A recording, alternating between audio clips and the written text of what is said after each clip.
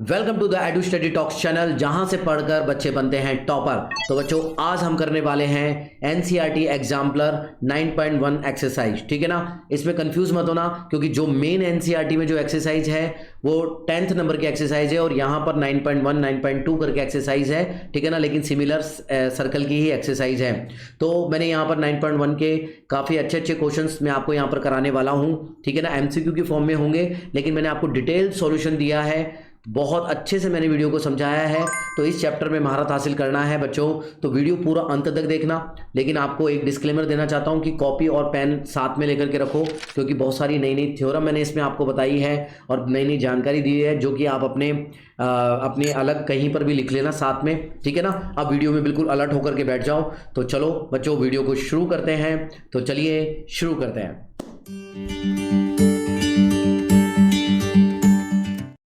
तो बच्चों, अब क्वेश्चन नंबर 1 करेंगे। ठीक है ना, हर एक लाइन को अच्छे से समझेंगे और डायग्राम कैसे बनाते हैं वो सभी चीजें मैं आपको बताऊंगा। आंसर से मतलब नहीं होना चाहिए, आपको कैसे सॉल्व करना है ये चीज आनी चाहिए। तो क्वेश्चन नंबर 1 केयरफुली पढ़ते हैं। बोल रहा है इफ रेडियाई, रेडियाई का मतलब यानी कि रेडियस का प्लूरल है, यानी कि 2 से ज्यादा रेडियस की बात कर रहा है, 2 या 2 से ज्यादा रेडियस की बात कर रहा है ना, ऑफ 2 कंसंट्रिक सर्कल्स। बच्चों, कंसंट्रिक सर्कल्स का मतलब क्या होता है? कंसंट्रिक सर्कल्स वो सर्कल्स होते हैं जिनका एक ही सेंटर होता है, यानी कि एक ही कॉमन सेंटर होता है। जैसे कि मैं एक सेंटर बनाता हूं बच्चों, मान लो मैंने एक सेंटर ये बनाया, ठीक है ना, तो इसका सेंटर बच्चों ये है। तो इसी सेंटर को मैं आधार मान के एक और सेंटर बनाऊंगा, छोटा सा एक और सर्किल बना दिया। तो बच्चों, ये जो सर्किल बनाया ना इसी सेंटर के बीच में, तो ये दोनों सर्किल कैसे सर्किल हो गए? ये कॉन्सेंट्रिक सर्किल्स हो गए। ठीक है, आगे बढ़ते हैं। क्या कह रहा है? आगे बोल रहा है कि सर ये 4 सेंटीमीटर रेडियस होगी इनकी और 5 सेंटीमीटर होगी। तो ये तो ऑब्वियस है ना कि छोटे वाले की 4 सेंटीमीटर होगी और बड़े वाले की क्या होगी? 5 सेंटीमीटर होगी। इसके सेंटर के नाम मैं ओ दे देता हूं। ठीक है ना, चलो ये वाली बात समझ में आई। Then the length of each code, length of each code. तो पहले तो बताओ लेंथ ऑफ कोड क्या होती है? लेंथ ऑफ कोड मैं आपको समझा देता हूं। लेंथ ऑफ कोड क्या होती है बच्चों? मान लो ये एक सर्किल मेरे को पता है ना, तो इसके सरकमफ्रेंस पर अगर मान लो 2 पॉइंट है कोई भी, अगर उनको ज्वाइन करने वाली जो लाइन है ना, इसको ज्वाइन करने वाली जो लाइन है, इसको कॉर्ड बोलते हैं। ठीक है ना, तो ये क्या हो गई बच्चों? ये कॉर्ड हो गई। तो ए बी मान लेते 2 पॉइंट थे सरकमफ्रेंस पर, इनको ज्वाइन करने वाले को कॉर्ड बोलते हैं। तो ये बोल रहा है कि लेंथ ऑफ द कॉर्ड बताओ ऑफ वन सर्किल, किसी भी एक सर्किल की, which is tangent to the other circle, यानी कि एक ऐसा लेंथ ऑफ कॉर्ड खींचो जो दूसरे सर्किल की क्या हो जाए? टेंजेंट हो जाए, ये बोल रहा है। तो उसकी लेंथ ऑफ कॉर्ड बताओ, लेकिन इसने नहीं बताया कि किस वाले सर्किल की लेंथ ऑफ कॉर्ड बतानी है। तो ये आपको कॉमन सेंस लगाना है बच्चों। कॉमन सेंस कैसे लगाएंगे मैं आपको बताता हूं बच्चों। देखो, अगर मान लो अंदर आप खींचते हो कॉर्ड, तो वो बाहर वाले की टेंजेंट तो हो ही नहीं सकती, नहीं हो सकती ना, क्योंकि एक कॉमन पॉइंट चाहिए हमारे को टेंजेंट के लिए, टच करता हुआ टेंजेंट जाना चाहिए। तो वो बाहर ही हम क्या कर सकते हैं बच्चों? बड़े वाले की ही हम क्या कर सकते हैं? कॉर्ड खींच सकते हैं। ठीक है ना, तो चलो मान लेते मैं 2 पॉइंट यहां पर मान लेता हूं और ये टच करता हुआ, देखो क्या करना चाहिए हमारे को, कह रहा है वो टच करता हुआ जाए, तो वो छोटे वाले सर्किल को टच करता हुआ जा रहा है, तो छोटे वाले सर्किल को टच करता हुआ जा रहा है। तो ये 2 पॉइंट मान लेते हैं ए और बी है। तो हमारी लेंथ क्या हो जाएगी? लेंथ ऑफ कॉर्ड क्या हो जाएगी बच्चों? ए बी हो जाएगी, नहीं हो जाएगी? तो ये लेंथ ऑफ कॉर्ड बच्चों छोटे वाले सर्किल के लिए क्या है? टेंजेंट है, क्योंकि एक पॉइंट पर छूता हुआ जा रहा है। तो इसको कॉमन पॉइंट मान लेते हैं, मैं इसको सी नाम दे देता हूं। इसको क्या बोलते हैं? टेंजेंट का कॉमन पॉइंट को क्या बोलते हैं? टेंजेंट और सर्किल के कॉमन पॉइंट को पॉइंट ऑफ कांटेक्ट। तो पॉइंट ऑफ कांटेक्ट क्या है? सी है। तो हमें फाइंड आउट क्या करना है? वो बोल रहा है लेंथ ऑफ कॉर्ड निकालो, बताओ। तो फाइंड आउट हमारे को करना है, पहले लिख दो क्या फाइंड करना है सर? हमारे को फाइंड करना है ए बी लेंथ को फाइंड आउट करना है, जो कि है लेंथ ऑफ कॉर्ड। ठीक है ना, लेंथ ऑफ कॉर्ड। अच्छा ठीक है सर, ये वाली बात समझ में आ गई। फाइंड आउट कैसे करेंगे बच्चों? फाइंड आउट कैसे करेंगे, बात को समझो। याद देखो, अब एक चीज बताओ, अगर मैं ओसी को ज्वाइन कर दूं, बच्चों, मैं ओसी को ज्वाइन कर दूं, तो एक बात बताओ, एक थ्योरम कहती है 10.1, क्या कहती है? 10.1 थ्योरम कहती है कि अगर कोई टेंजेंट है, अगर उस टेंजेंट है उसका जो कॉमन पॉइंट है, यानी कि पॉइंट ऑफ कांटेक्ट है, अगर उस पर अगर रेडियस खींच दी जाए, उस पर रेडियस खींच दी जाए, तो वो जो रेडियस है वो टेंजेंट के साथ में परपेंडिकुलर बनाएगी। तो बच्चों, ओसी परपेंडिकुलर हुआ या नहीं होगा? हाँ सर, ओसी परपेंडिकुलर होगा। तो क्या ये 90 डिग्री होगा या नहीं होगा? बताओ मेरे बच्चों, होगा ना? ये परपेंडिकुलर होगा। हाँ सर, ये परपेंडिकुलर होगा। इतनी बात समझ में आ गई। तो 9th में आपने एक थ्योरम पढ़ी थी कि अगर किसी कॉर्ड के ऊपर सेंटर से क्या खींच दें बच्चों, सेंटर से अगर कोई परपेंडिकुलर खींच दें तो ये जो परपेंडिकुलर है वो इस कॉर्ड को बाइसेक्ट कर देगा। बाइसेक्ट का मतलब AC और AB क्या होंगे, बराबर होंगे। ये बात समझ में आ गई सर सबको? हाँ सर आ गई। तो मैं एक बार लिख के भी बता देता हूं आपको, क्योंकि आपको लिखना जरूरी है। अब आप क्या लिखोगे, वी नो डैट, क्या जानते हो आप कि we know that if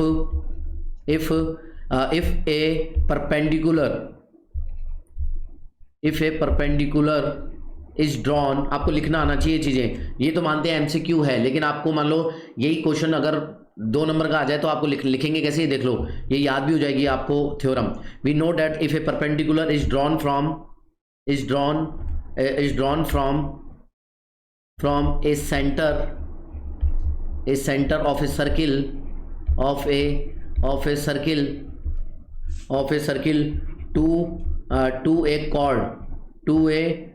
to a chord by its bisects the chord। ये वाली बात समझ में आ गई सारे बच्चों को? बिल्कुल। तो ये बाइसेक्ट करेगी। देयरफॉर हम क्या कह सकते हैं बच्चों, हम कह सकते हैं कि AC बराबर AB होगा। अब समझो इस बात को, AC बराबर AB हो गया। अब हमारे को क्या करना है बच्चों, हमारे को AB निकालना है। तो हम कह सकते हैं कि AB बराबर क्या होता है, AC प्लस AB, है ना? ठीक है, ये वाली बात आ गई। तो इक्वेशन नंबर इसको 1 दे दो। अब सुनो मेरी बात, अब हमारे को केवल AC निकालने की जरूरत है या BC निकालने की जरूरत है। बात समझ में आ गई आपको? या तो हम AC निकालेंगे या BC। अगर हमने AC निकाल लिया तो BC ऑटोमेटिकली पता चल जाएगा। तो आप क्या करोगे बच्चों, अब या तो अगर आपको AC निकालने का मन है तो आप एक काम करो, O को A से ज्वाइन कर दो, बस इतना सा कर दो। तो OA क्या है बच्चों, बड़ा वाला जो हमारा सर्किल है ना, उसकी क्या है रेडियस। तो रेडियस बड़े वाले की कितनी देर की है, 5 सेंटीमीटर। तो बच्चों ये कितनी हो जाएगी, 5 सेंटीमीटर सर। अच्छा ठीक है, OC बच्चों बताओ, छोटे वाले सर्किल है उसकी क्या है रेडियस। तो ये OC कितनी है सर, 4 सेंटीमीटर हमारे को दे रखी है। मैं एक बार अच्छे से लिख देता हूँ ताकि आपको ध्यान रही है कितनी देर की है, 4 सेंटीमीटर दे रखी है OC। अच्छा, तो AC हमारे को निकालना है। तो क्या हम पाइथागोरस से निकाल सकते हैं? हाँ सर, पाइथागोरस से निकाल सकते हैं। क्यों पाइथागोरस इसलिए लगा सकते हैं क्योंकि इसमें एक एंगल, पाइथागोरस तभी लगा सकते हो बच्चों, मैं पाइथागोरस लगा रहा हूं किसमें, मैं आपको बता देता हूं पाइथागोरस कब लगा सकते हो आप। पाइथागोरस थ्योरम हम लगा सकते हैं किसमें सर, OCA में, ट्राइंगल OCA में। क्यों, क्योंकि यहाँ पर, और तभी लगा सकते हैं जब एक एंगल हमें पता हो 90 डिग्री है। तो एंगल C यहाँ पर सर 90 डिग्री है, हमने प्रूफ भी करा है, ये वाली बात पता है। तो लगा दो जल्दी सी। और 90 डिग्री के सामने वाला क्या होता है, हाइपोटेनियस होता है, यानी कि 5 सेंटीमीटर क्या है, हाइपोटेन्यूस है। ठीक है ना? तो हाइपोटेन्यूस का स्क्वायर इज इक्वल टू क्या लिख दोगे, परपेंडिकुलर का स्क्वायर प्लस बेस का स्क्वायर।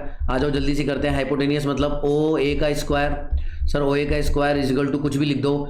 यहाँ पर हमारे को पता नहीं है कि परपेंडिकुलर कौन है और बेस कौन है, लेकिन कुछ भी लिख दो। ठीक है ना? OC का स्क्वायर प्लस सर बेस यानी कि AC का स्क्वायर। यहाँ तक कोई दिक्कत कोई परेशानी नहीं है। ठीक है ना? आगे बढ़ते हैं। तो मैं कहाँ करूँ, यहाँ सॉल्व कर देता हूँ मैं ये चीज़। ठीक है ना? ये चीज़ OA का मतलब बच्चों कितना आ जाएगा, OA का मतलब हो गया सर 5 का स्क्वायर इक्वल्स टू OC का मतलब 4 का स्क्वायर। ठीक है, प्लस ये AC हमारे को निकालना है, AC का स्क्वायर। ठीक है ना? जल्दी बताओ कितना आ जाएगा, 25 में से 16 चले जाएंगे तो कितना आ जाएगा, AC का स्क्वायर। तो AC कितना आ गया, तो बच्चों AC हमारा आ जाएगा 25 में 16 गए तो कितना हो गया, 16 का मतलब हो गया ये 9 का स्क्वायर रूट कितना होता है बच्चों, कितना होता है जल्दी बताओ, 9। AC कितना होता है 9, तो AC का 9, ये कितना बच जाएगा, 5 और 9 होता है, तो स्क्वायर रूट कितना हो गया 3। तो बच्चों 3 हो गया। तो एक बात बताओ, AC 3 है तो BC कितना हो जाएगा, BC भी 3 हो जाएगा। AC 3 है और BC भी 3 हो जाएगा, नहीं हो जाएगा, हो जाएगा। तो हमारी लेंथ ऑफ कॉर्ड कितनी आ जाएगी sir, AB is equal to AC 3 है और AC 3 है और मैंने क्या लिखा BC, ये बच्चों BC होगा। ठीक है ना? ये BC होगा, ये AC है तो ये कितना होगा बच्चों, ये BC होगा। ठीक है ना? तो 3 + 3 यानी कि AB इज इक्वल टू कितना आ गया, 6 आ गया, है ना? कितना आ गया, 6 सेंटीमीटर। तो हमारा आंसर क्या आ गया, जल्दी से बताओ। आंसर सर सभी का आ रहा है B। एम आई करेक्ट? अच्छा, अगर सभी को ये पूरा क्वेश्चन अच्छे से समझ में आया है तो अपने आप को एक स्कोर देना मत भूलें। चलते हैं नेक्स्ट क्वेश्चन की तरफ, फटाफट आ जाओ, है ना? 1/10 लिख दो। चलते हैं नेक्स्ट क्वेश्चन की तरफ जल्दी सी, कम ऑन। तो बच्चों यहाँ पर हम क्वेश्चन नंबर 2 करेंगे, ठीक है ना। क्वेश्चन नंबर 2 केयरफुली पढ़ते हैं। एक फिगर हमारे को दे रखा है ये वाला, इसमें बोल रहा है कि एंगल AOB 125 डिग्री है, AOB 125 डिग्री है, तो आपको COD एंगल निकालना है, COD एंगल आपको निकालना है, यानी कि ये वाला एंगल निकालना है। अब देखो इस तरीके के क्वेश्चन को करने के लिए आपको थ्योरम पता होनी चाहिए, और सभी थ्योरम को आप एक सेपरेट पेपर पर लिख लो, है ना, और मैं यहाँ पर लिखवा भी दूंगा आपको ताकि आप वहाँ पर उतार लो, और एक सेपरेट वीडियो भी बना लेंगे, मेरे को लिख के बता देना कि बनाना है क्या, तो सारी थ्योरम मैं एक साथ करवा दूंगा। अभी केयरफुली समझो क्या कह रही है थ्योरम। थ्योरम कौन सी है, देखो बच्चों यहाँ पर आपको ये ABCD एक क्वाड्रिलेटरल नजर आ रहा है, हाँ सर एक क्वाड्रिलेटरल है ABCD। तो अगर कोई क्वाड्रिलेटरल अगर किसी सर्किल को सर्कमस्क्राइब कर रहा है, पहली कंडीशन क्या है कि अगर क्वाड्रिलेटरल किसी सर्किल को सर्कमस्क्राइब कर रहा है, तो सर्कमस्क्राइब करना चाहिए, क्वाड्रिलेटरल कर रहा है सर यहाँ पर, हाँ, तो फिर क्या होगा, फिर उस क्वाड्रिलेटरल की दो अपोजिट साइड्स कौन कौन सी बच्चों, देखो AB एक अपोजिट साइड्स है, अपोजिट साइड DC, ये दोनों अपोजिट साइड्स हैं, है ना। तो ये बच्चों सेंटर पर कुछ एंगल सबस्टेंड कर रहे होंगे। कैसे कर रहे होंगे, तो AB क्या कर रहा है सबस्टेंड, सर AB एंगल बना रहे हैं सेंटर पर सर 125 डिग्री बना रहा है, और जो DC है वो बना रहा है सर सेंटर पर ये DOC एक एंगल बना रहा है, यानी कि ये वाला।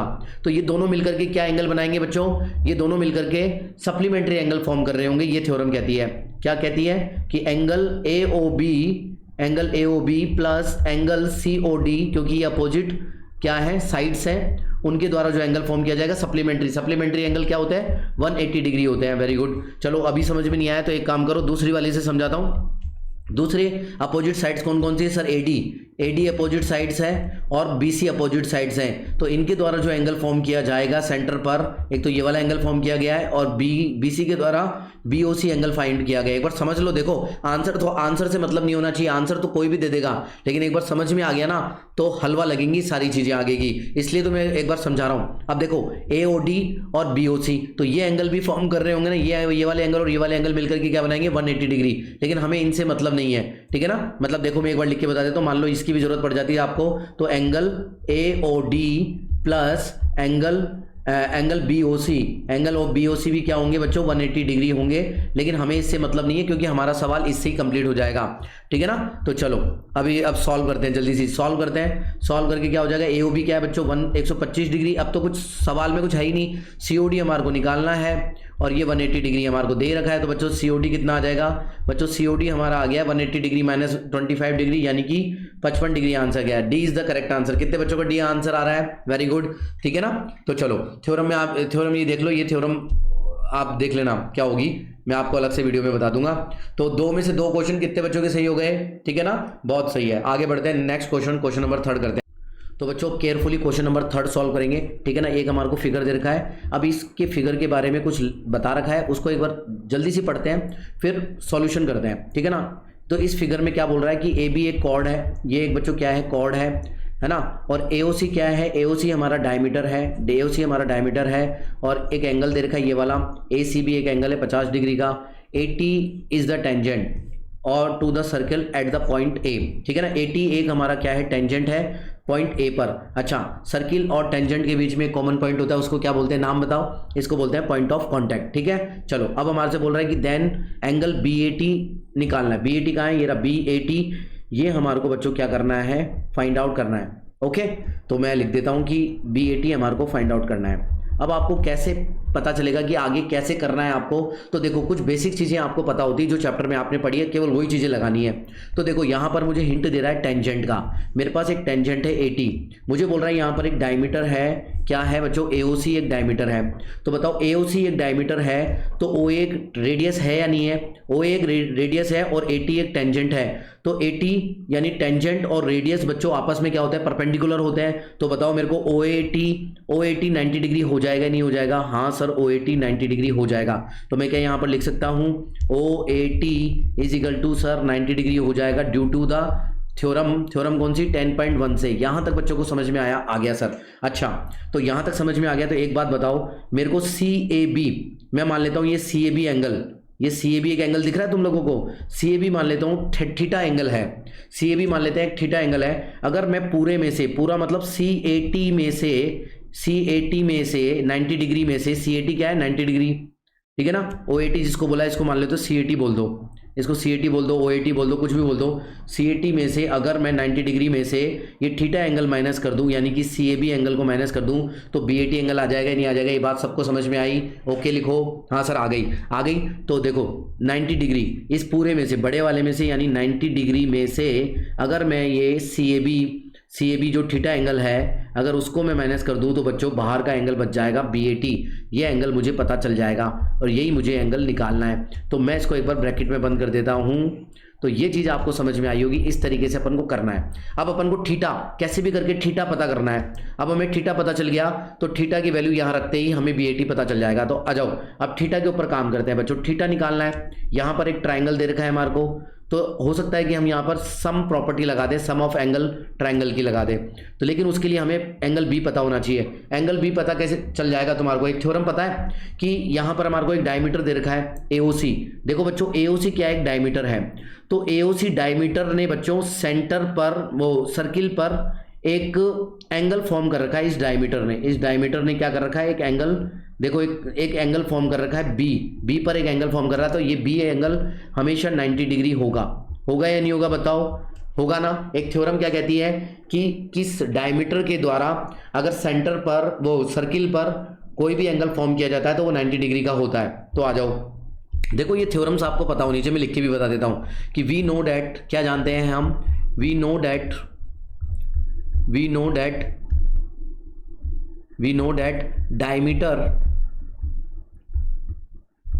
Diameter subtends a angle 90 degree. ठीक है ना, 90 डिग्री का एंगल बनाता है। तो ये बी एंगल कितना हो जाएगा हमारा? 90 डिग्री एट द सर्किल पर बनाता है। ये वाली चीज आपको पता होनी चाहिए। ठीक है ना, यहां तक बात समझ में आई? तो OAC जो हमारा डायमीटर है वो बी एंगल बना रहा होगा 90 डिग्री का। ठीक है ना, तो हमारा बच्चों, तो हमारा जो एंगल बी है, मैं इसको एक बार एंगल बी दे देता हूं। तो एंगल बी कितना हो जाएगा बच्चों? 90 डिग्री हो जाएगा। हमारे को बच्चों C एंगल दे रखा है। बच्चों C एंगल कितना है हमारे पास? 50 डिग्री। ठीक है ना, और हमें ये थीटा डिग्री पता है, तो थीटा डिग्री है एक। ठीक है ना, यानी कि एंगल बोल देता हूँ COA। तो एंगल COA हमारे को पता है। ठीक है ना, अब ये तीनों एंगल किसके एंगल हैं? तो ये एक ट्राइंगल के हैं। तो ट्राइंगल का सम ऑफ ट्राइंगल का एंगल की प्रॉपर्टी लगाओ, सम ऑफ एंगल्स ऑफ ट्राइंगल। ठीक है ना, तो कितना होता है? Angle A angle B plus angle C plus angle COA यानी कि थीटा, ये कितना हो जाएगा सर? सम ऑफ तीनों ट्राइंगल का योग कितना होता है? तीन एंगल ऑफ ट्राइंगल का 180 डिग्री होता है। तो एंगल बी कितना हो गया बच्चों? 90 degree plus 50 degree plus theta is equal to 180 degree. अब तो ये थीटा की वैल्यू निकाल लोगे। थीटा की वैल्यू कितनी आ जाएगी? 9 5 14 140 उधर गया तो 40। थीटा की वैल्यू 40 डिग्री आ गई है बच्चों। आ गई है नहीं आ गई? आ गई। तो एक काम करो, इक्वेशन नंबर 1 में पुट कर दो 90 माइनस 40 इज इक्वल टू क्या हो जाएगा? BAT। तो BAT तो हमारे को निकालना है। तो BAT की वैल्यू कितनी आ गई बच्चों? 50 डिग्री आ गई है। तो हमारा आंसर क्या हो गया है सर? 50 डिग्री हो गया। तो कितने बच्चों का 50 डिग्री आंसर आ रहा है? अपना स्कोर भी मेंशन करना मत भूलना। अपना स्कोर लिख दो जल्दी से फटाफट। कितना आ रहा है? 3 में से कितने स्कोर है? 3/3। अभी तक सारे तीनों क्वेश्चन क्रिस्टल क्लियर है। चलते हैं नेक्स्ट क्वेश्चन की तरफ, फटाफट आ जाओ। तो बच्चों क्वेश्चन नंबर 4 करेंगे। क्वेश्चन नंबर 4 बहुत ही ज्यादा कंसेप्चुअल है, तो वीडियो में बने रहना। क्वेश्चन नंबर 4 पर जाने से पहले मैं आप लोगों को इंपॉर्टेंट अपडेट देना चाहता हूं कि अगर अभी तक आपने किसी भी प्रकार के सैंपल पेपर को परचेज नहीं किया है तो जाओ एडुका जोन के बेस्ट सैंपल पेपर्स को परचेज कर लो, क्योंकि बच्चों इसमें जितने भी सैंपल पेपर में जो क्वेश्चन शामिल किए गए हैं वो आपके लेटेस्ट सिलेबस 2024 के आधार पर है। और साथ ही साथ बच्चों इसमें जो आपको CBSE ने सैंपल पेपर रिलीज किए थे इस साल, उनके भी detail solution with explanation, best explanation के साथ में आपको दिए गए हैं। तो बच्चों और आपको 10 सैंपल पेपर यहां पर दिए गए हैं अपनी प्रैक्टिस के लिए, जिसमें से 5 सैंपल पेपर्स के डिटेल सॉल्यूशन यहां पर है विद मार्किंग स्कीम कि आपको आंसर कैसे लिखने चाहिए। ठीक है ना, और साथ ही साथ आपको 5 अनसॉल्व्ड सैंपल पेपर मिलते हैं ताकि आप अपना टाइम मैनेजमेंट अच्छा कर सको, टाइम पर पेपर खत्म कर सको, उसकी प्रैक्टिस कर सको और अपनी तैयारी को धारदार कर सको। तो जाओ बच्चों, लिंक मैंने डिस्क्रिप्शन बॉक्स में दे दिया है, वहां जाकर के आप परचेज कर सकते हो। पिन कमेंट में भी मैं पिन कर दूंगा, वहां से भी परचेज कर सकते हो। तो अब देखते हैं क्वेश्चन नंबर 4 जो कि बहुत ही इंपॉर्टेंट है। तो चलो आ जाओ। तो बच्चों क्वेश्चन नंबर 4 करेंगे, बहुत इंपॉर्टेंट क्वेश्चन है, प्यारे प्यारे कंसेप्ट है इसके अंदर, बहुत अच्छे से मैं आपको इस क्वेश्चन को समझाऊंगा। लेकिन एक बार पहले नीट एंड क्लीन फिगर बनाने के लिए क्वेश्चन केयरफुली पढ़ना होता है। है, ठीक है ना, लाइन बाय लाइन पढ़ते हैं, ठीक है ना। देखो क्या कह रहा है, फ्रॉम ए पॉइंट पी, एक पॉइंट पी है which is at a distance of, वो कितनी डिस्टेंस पर है, 13 सेंटीमीटर की डिस्टेंस पर है, from the centre O centre से सर्किल के, जो कि है रेडियस 5 का। तो सबसे पहले सर्किल बनाना है, मैंने आपको बोला है कि आपको हमेशा सर्किल बना देना है पहले, सबसे पहले, ताकि क्वेश्चन आसान से समझ में आए। इसका सेंटर ओ ले लिया मैंने, एक सेंटर ओ है, वो बोल रहा है ओ सेंटर से 13 सेंटीमीटर की दूरी पर एक पॉइंट पी है, तो वो बना दो जल्दी सी सारे बच्चे, फटाफट आप भी बनाओ अपनी कॉपी में, ठीक है ना, साथ साथ बनाया करो ताकि प्रैक्टिस हो जाए, आता है तो भी बनाया करो। ये हो गया, ये पॉइंट पी है, कितनी दूरी पर है बच्चों, ये है हमारा 13 सेंटीमीटर की दूरी पर है, जितनी बात बोली उतनी लिख दी हमने। आगे बोल रहा है the pair of tangents P Q and P R to the circle are drawn, तो पी पॉइंट से हमारे पास 2 टेंजेंट ड्रॉ किए गए हैं, तो जल्दी से ड्रॉ करो। देखो अगर नीट एंड क्लीन आपका फिगर होगा ना तो आपका आंसर भी जल्दी आएगा और टीचर भी इंप्रेस होगा, तो अच्छा मार्क्स भी देगा। तो बनाओ मेरे साथ साथ फिगर प्यारा सा, ये बना लिया, 2 टेंजेंट खींच लिए। 2 टेंजेंट के नाम क्या बोल रहा है बच्चों, वो पी क्यू और पी आर, तो इसको मैं पी क्यू इसको मैं पी क्यू दे देता हूँ, इसको मैं आर दे देता हूँ, कोई दिक्कत कोई परेशानी नहीं है। आगे क्वेश्चन पढ़ते हैं, क्या कह रहा है, then the area of quadrilateral P Q O R, हमें एरिया निकालना है किसका, पी क्यू ओ आर, क्या है P Q R, P Q O R, तो ऑब्वियसली इनको मिक्स करना पड़ेगा, मिलाना पड़ेगा। तो चलो जल्दी से लाइन खींच देते हैं, मिला देते हैं। तो ओ क्यू को भी मिला दिया मैंने सेंटर ओ से, ठीक है ना, और मैं ओ आर को भी मिला देता हूँ, तो चलो हमारा क्वाड्रिलेटरल बन गया। इसका एरिया हमारे को निकालना है, ये वाली बात वो बोल रहा है। अब केयरफुली आ जाओ, सॉल्यूशन कैसे करना है स्टेप बाय स्टेप बताऊंगा, दिमाग में डाल लो, है ना, हरी अप मत हो। एक बार अच्छे से समझ में आ गया ना, गारंटी है कि कैसे क्वेश्चन के आंसर किए जाते हैं फ्रेम एग्जाम में, आपको पता चल जाएगा। अब देखो क्वाड्रिलेटरल का एरिया क्या फाइंड आउट करना है, सबसे पहले आ जाओ, हमें सर फाइंड आउट करना है एरिया ऑफ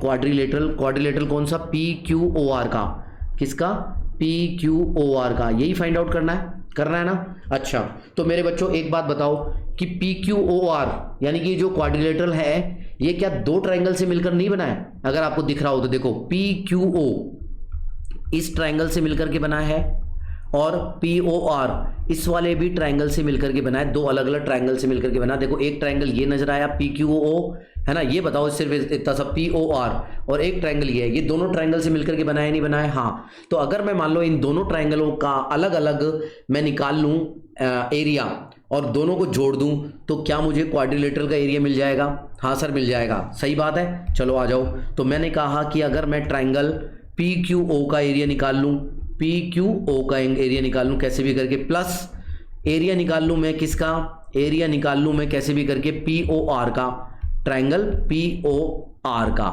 तो इन दोनों को जोड़ दूंगा तो मुझे पी क्यू ओ आर मिल जाएगा। यहां तक किसी बच्चे को समझ में आई क्या, बस यहां तक समझ में आ गई तो आधा काम हो गया, आ गई ना। चलो आगे मैं बताता हूं क्या करना है। अब हमारे को ट्रायंगल में काम करना है, जैसा मैं हमेशा बच्चों को कहता हूं, है ना, ये हो गया पी क्यू और ये था आर और ये हमारा ओ था, यहां तक समझ में आ गया, ठीक है ना। और ये हमारी कितनी थी, 13 सेंटीमीटर। ओके अब देखो बच्चों, अब हमें को क्या करना है, अब हमें कैसे भी करके इनका एरिया फाइंड आउट करना है। तो अब मैं इन दोनों ट्रायंगलों को अगर मैं कॉन्ग्रुएंट प्रूफ कर दूं, मान लेते हैं इन दोनों ट्रायंगल को कैसे भी करके मैं कॉन्ग्रुएंट प्रूफ कर दूं, तो एक बात बताओ, अगर 2 ट्रायंगल कॉन्ग्रुएंट है तो उनके एरिया उन दोनों ट्रायंगलों का एरिया क्या होता है बच्चों, सिमिलर होता है, बराबर होता है, ठीक है ना। तो जैसे ही मैंने दोनों को कॉन्ग्रुएंट प्रूफ कर दिया तो मुझे केवल एक ही किसी भी एक ट्रायंगल का एरिया निकालना होगा, ये भी बात दिमाग में बैठ गई। तो चलो आओ सबसे पहले क्या करते हैं, कॉन्ग्रुएंट प्रूफ करते हैं, मेरे साथ साथ आ जाओ। देखो देखते जाओ जल्दी जल्दी, पहले फटाफट बता देता हूं फिर मैं लिख के बता दूंगा, पहले फटाफट देखते हैं। क्या सर देखो ये जो पी क्यू और पी आर है बराबर होंगे या नहीं होंगे, 10.2 थ्योरम क्या कहती है कि अगर एक्सटर्नल पॉइंट से अगर 2 टेंजेंट खींचे गए हैं तो लेंथ ऑफ टेंजेंट बराबर होंगी, तो ये दोनों बराबर होंगी या नहीं होंगी, हाँ सर बराबर होंगी, थ्योरम 10.2। अच्छा अब थ्योरम 10.1 से बच्चों देखो ये एक टेंजेंट है और ये ओ क्यू क्या है, रेडियस है, तो ये एंगल क्या होगा, 90 डिग्री होगा या नहीं होगा, होगा। तो ऐसे ही बच्चों ये रेडियस है और ये टेंजेंट है, तो ये भी 90 डिग्री होगा या नहीं होगा, हाँ सर होगा, थ्योरम 10.1 कहती है। ये वाली बात समझ में आ गई, हाँ सर। और ये देखो OP बराबर होगी क्योंकि दोनों में कॉमन है, हाँ सर बराबर होगी। और देखो OQ रेडियस है तो इधर OR भी रेडियस होगी, ये दोनों बराबर होगी या नहीं होगी, हाँ होगी। अब लिख के बता देता हूँ मैं आप लोगों को, ठीक है ना, कॉन्ग्रुएंट प्रूफ कर रहे हैं हम। लिखो triangle POQ, triangle POQ and triangle POR में हम क्या क्या बताना चाहते हैं सर? हम बताना चाहते हैं कॉन्ग्रुएंट प्रूफ करना चाहते हैं, तो करो। तो PQ पहले तो बता दो, PQ is equal to PR, PQ is equal to बच्चों PR होगा ड्यू टू थ्योरम नंबर 10.2, क्योंकि लेंथ ऑफ टेंजेंट, ये वाली बात हो गई। अच्छा, और सर ये OQ और OR, सर OQ और OR ये दोनों बराबर होंगे, क्यों? क्योंकि सर एक ही सर्किल की क्या है, रेडियस है बच्चों। होगा या नहीं होगा? हाँ सर होगा। और मेरे को बताओ एंगल Q, एंगल बच्चों क्या है? Angle Q is equal to angle R होगा। हाँ सर होगा, angle Q is equal to angle R होगा ड्यू टू क्यों होगा? क्योंकि थ्योरम नंबर 10.1 कहती है कि परपेंडिकुलर होंगे टेंजेंट और रेडियस आपस में। वेरी गुड, ठीक है ना। अब ये कॉन्ग्रुएंट प्रूफ हो गए या नहीं हो गए? हो गए। कौन से रूल से? ऐसे आप चाहो तो ये कॉन्ग्रुएंट प्रूफ हो गए ना, कि दो साइड्स और एक जो हमारा क्या बोलते हैं, दो साइड्स और एक एंगल के द्वारा प्रूफ हो गए। तो आप लिख सकते हो SAS congruent rule, SAS congruent rule के द्वारा क्या हो गए हैं, ये कॉन्ग्रुएंट हो गया। कौन कौन से triangle sir? POQ triangle congruent proof हो गया है सर, है ना। और हमारा ट्रायंगल POR ये कॉन्ग्रुएंट प्रूफ हो गए। अच्छा बच्चों, ये दोनों कॉन्ग्रुएंट है, so we can say that, so we know that क्या जानते हैं? अगर दोनों ट्रायंगल क्या है, कॉन्ग्रुएंट है, तो सो वी नो दैट, तो दोनों का एरिया क्या होगा? बराबर होगा। तो एरिया ऑफ, तो क्या हो जाएगा बच्चों? Area of triangle POQ equals to area of triangle POR होगा। यहां तक बच्चों समझ में आया या नहीं आया? हाँ सर समझ में आ गया। तो इसको इक्वेशन नंबर 2 दे दो, यहां तक कोई दिक्कत नहीं है। अब अपन को क्या काम करना है? अपन को किसी भी एक ट्रायंगल का एरिया निकालना है। POQ का मेरे को एरिया निकालना है, मान लेते हैं POQ का एरिया निकालना है। तो अब मैं क्या करूंगा? ट्रायंगल POQ में एरिया POQ का एरिया क्या होगा बच्चों? POQ एक क्या है हमारा? POQ हमारा क्या है बच्चों? 90 डिग्री एंगल है इसमें, इसके अंदर राइट एंगल ट्रायंगल है। ये कैसा ट्रायंगल है बच्चों? राइट एंगल ट्रायंगल है। तो राइट एंगल ट्रायंगल का फॉर्मूला कैसे निकालते हैं, एरिया कैसे निकालते हैं? बच्चों को पता है? बच्चों को पता होगा, राइट एंगल होना चाहिए। लेकिन वो तो हमारा ये कैसा है सर? ये राइट एंगल है। अच्छा, तो सर ये राइट एंगल है, तो क्या करें? तो इसका एरिया क्या होगा? तो इसका एरिया हो जाएगा बच्चों, एरिया हो जाएगा 1/2 इंटू हाइट इंटू बेस, ठीक है ना। हाइट इंटू बेस होता है, ओके, हाइट इंटू बेस होता है। तो चलो इसके अंदर हाइट और बेस निकाल के देखते हैं बच्चों। 90 डिग्री के सामने वाला क्या होता है सर? 90 डिग्री के सामने वाला हाइपोटेनियस होता है। तो ये हाइपोटेनियस है। तो हमें मान लो, अब देखो बेस और हाइट हमें पता नहीं होते हैं, तो किसी को भी बेस मान सकते हो और किसी को भी हाइट मान सकते हो, जब तक हमारे को थीटा एंगल ना पता हो। तो ये एंगल की तो बात नहीं हो रही, ये बातें आपको पता होनी चाहिए, हाइट और बेस। तो मान लेते हैं मैं इसको हाइट मान लेता हूँ, इसको किसको? PQ को हाइट मान लेता हूँ, और OQ को क्या मान लेता हूँ? बेस मान लेता हूँ। तो OQ तो बच्चों पता है मेरे को, और PQ पता नहीं है, वो निकल जाएगी किससे? पाइथागोरस थ्योरम से, ठीक है ना। तो बच्चों 1/2 इंटू हाइट किसको मानी है मैंने? PQ को हाइट मान ली है, और मैंने बेस मान लिया है बच्चों किसको? रेडियस को। रेडियस क्या है हमारी?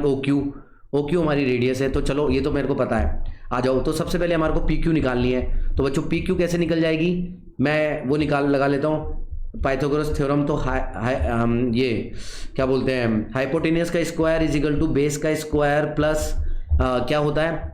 परपेंडिकुलर का स्क्वायर। अब तो निकाल सकते हो ना, कोई दिक्कत नहीं है। हाइपोटेनियस कितना है? 13 का स्क्वायर कितना होता है बच्चों? 13 का स्क्वायर कितना होता है? मैं जल्दी डायरेक्ट लिख रहा हूँ, 169 होता है, इक्वल्स टू बेस का स्क्वायर। बेस किसको माना है? R को। तो R कितनी है हमारी? R कितनी है? यहाँ पर मैं लिख देता हूँ इनकी वैल्यू, आपको क्या पता कंफ्यूजन हो रहा हो। 13 बेस की वैल्यू R कितनी दे रखी है? R बच्चों 5 सेंटीमीटर, यानी कि 5 है। 5 का स्क्वायर कितना होता है बच्चों? 25 होता है, ठीक है। प्लस P का स्क्वायर, P मतलब QP का स्क्वायर, हमारे को QP निकालना है। तो एक काम करते हैं, आ जाओ। तो QP इज इक्वल टू कितना हो जाएगा? QP square is equal to हो जाएगा 169 में से 25 गए तो कितना आ जाएगा? 144। तो ये आ गया बच्चों मेरा 144।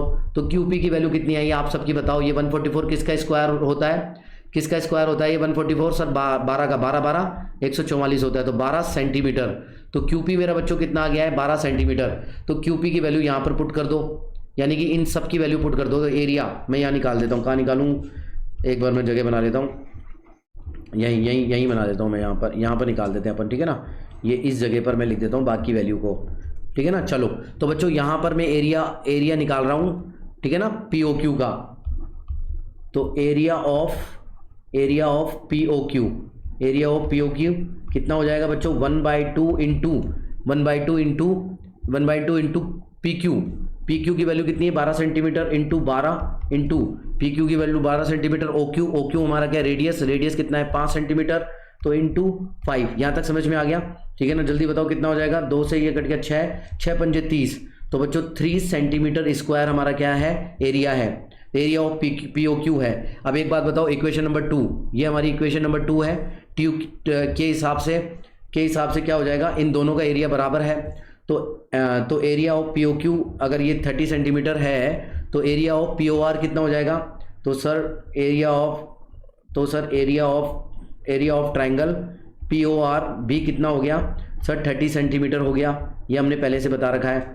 तो अब इक्वेशन नंबर 1 में पुट कर दो, तो इक्वेशन नंबर 1 के हिसाब से बच्चों क्या हो जाएगा, फ्रॉम इक्वेशन नंबर 1 के हिसाब से, तो क्वाड्रिलेटरल, ये देखो area of quadrilateral PQOR, area of the quadrilateral PQOR is equal to कितना, इस एंगल का एरिया प्लस इस एंगल का एरिया, दोनों का एंगल का एरिया कितना है 30 centimetre square plus 30 centimetre square, तो क्वाड्रिलेटर का एरिया कितना निकल गया हमारा 60 सेंटीमीटर का स्क्वायर निकल गया। ये हमारा आंसर आ गया। आई होप कि समझ में आया होगा बच्चों। एक बार चाहो बैकवर्ड जाके देखना, मैंने लेकिन स्टेप बाय स्टेप बहुत ढंग से समझाया है। वाकई में अगर ढंग से समझाया हो और मैं मेहनत सही कर रहा हूँ बच्चों, आपके समझ में आ रहा हो, तो प्लीज़ एक लाइक जरूर ठोक देना। और कमेंट बॉक्स में कोई भी आपको लग रहा हो कि मुझे धीरे पढ़ाना चाहिए, तेज़ पढ़ाना चाहिए, जो भी फीडबैक आप देना चाहो दो, मैं उस पर काम करूंगा, क्योंकि मेरा काम आपको समझाना है कि कैसे भी मैं आपको समझा पाऊँ, ठीक है ना। तो चलते हैं आप नेक्स्ट क्वेश्चन की तरफ, आ जाओ जल्दी से। तो आंसर कितना आ गया यहाँ पर, आंसर बच्चों हमारा आ गया 60 सेंटीमीटर स्क्वायर, यानी कि ए इज द करेक्ट आंसर। आपका स्कोर कितना है ये भी बताना मेरे को, कि 4 में से कितना स्कोर है, 4/10। अभी तो ये बताओ, लास्ट में फाइनल भी बताना है, लास्ट में फाइनल स्कोर भी बताना है, ठीक है ना। चलते हैं नेक्स्ट क्वेश्चन की तरफ, आ जाओ फटाफट। तो बच्चों क्वेश्चन नंबर 5 करेंगे, बहुत ही प्यारा क्वेश्चन है, ठीक है ना, इसमें बहुत कुछ सीखने को मिलेगा। तो हमारा सबसे पहला काम क्या है कि हमें नीट एंड क्लीन फिगर बनाना है, ठीक है ना। क्वेश्चन के अकॉर्डिंग क्वेश्चन क्या कह रहा है, पूरा टाइम लिया करो फिगर बनाने के लिए, क्वेश्चन को लाइन बाय लाइन रीड करा करो, ताकि अच्छे से तुम्हारा फिगर बन जाए। देखो कैसे बनाते हैं वो सीखो पहले। सबसे पहले देखो, at one end A of a diameter AB of a circle of radius 5 centimetre, tangent खींचना है हमारे को XY is drawn to the circle. यहां तक हम कुछ काम करते हैं। सबसे पहला काम हमारा क्या है, सर्किल ड्रॉ करना। आपको सबसे पहले मैंने बताया कि एक सर्किल ड्रॉ कर लो, फिर बाकी बातें आपको समझ में आ जाती है, ठीक है ना। तो मैंने एक सर्किल ड्रॉ कर लिया, इसका सेंटर मैंने बच्चों O ले लिया, सबसे पहला काम ये किया। फिर ये कह रहा है कि आपको एक टेंजेंट ड्रॉ करना है XY। अब ये टेंजेंट कैसा ड्रॉ करना है बच्चों, XY, कि उसका एक एंड क्या है A, किसका, डायमीटर AB है, तो उसका एक एंड A है। तो सबसे पहला काम तो क्या करो, टेंजेंट ड्रॉ करो XY, कर लो, कहीं पर भी ड्रॉ कर लो XY, है ना, अपने आप आंसर आने लग जाएंगे। जो कह रहा है वैसा वैसा करो, बस अपने मन से नहीं करना है। मैंने ड्रॉ कर लिया एक टेंजेंट, ये टेंजेंट क्या है बच्चों, ये टेंजेंट है X, और ये पॉइंट है A, और ये पॉइंट है मेरा Y, ये पॉइंट है कितना, Y। ओके, अच्छा ये बोल दिया। अब दूसरी बात देखो क्या कह रहा है कि ये जो A है ना, A जो है वन एंड है, एक एंड है किसका, डायमीटर का। डायमीटर क्या है AB, तो अगर ये वन एंड है डायमीटर का, तो बच्चों एक बात बताओ, अगर ये वन एंड ए है, तो अगर ये सेंटर से पास होता हुआ जाएगा, दूसरे एंड क्या हो जाएगा B, तो ये बच्चों डायमीटर हुआ या नहीं हुआ, अपने आप ऑटोमेटिकली हो गया, अगर ये एक एंड है तो, ठीक है ना। तो मैं क्या लिख देता हूँ कि सर ये वाला एंड हो जाएगा B, इसको मैंने B नाम दे दिया, ये डायमीटर है। ओके, अब ये डायमीटर है तो ये लेंथ कितनी हो जाएगी बच्चों, ये लेंथ हमारे को कितनी दे रखी है, अगर रेडियस 5 है तो ये लेंथ हो जाएगी बच्चों 10 सेंटीमीटर। कोई दिक्कत नहीं है, आगे बढ़ते हैं।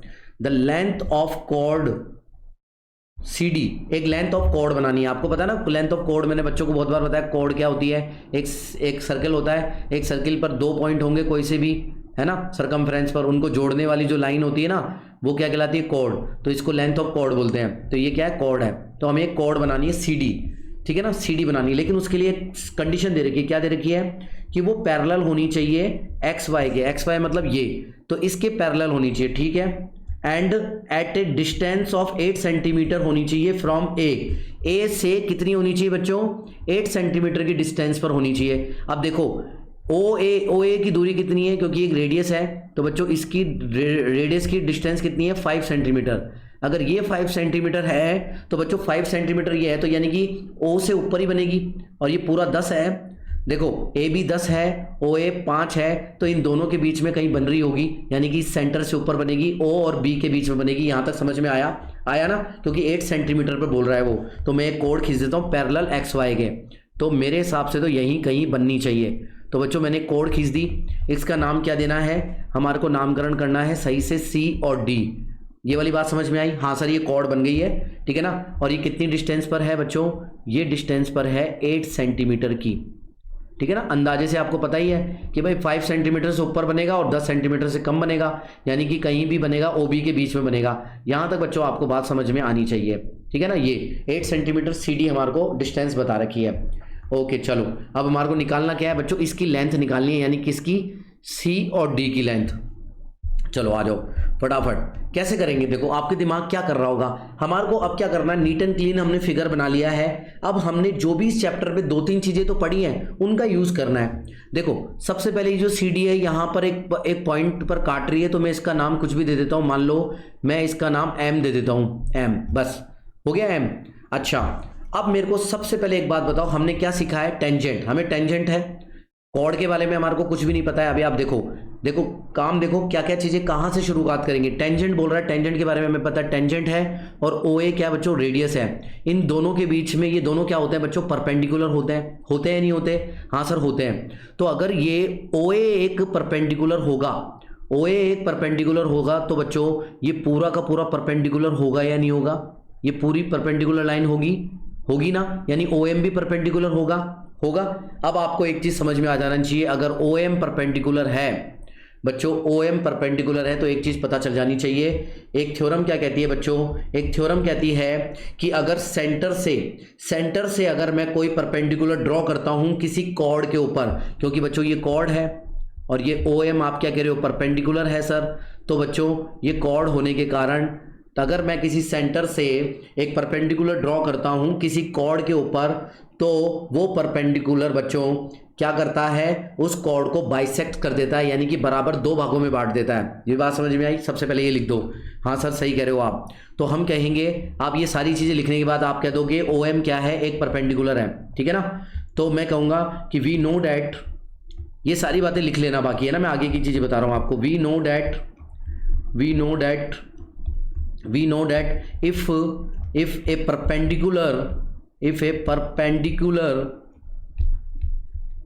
if a perpendicular और perpendicular कौन सा है, OM, if a perpendicular is drawn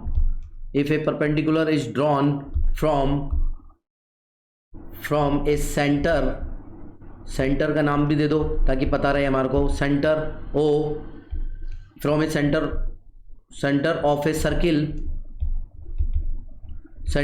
circle है ना, to the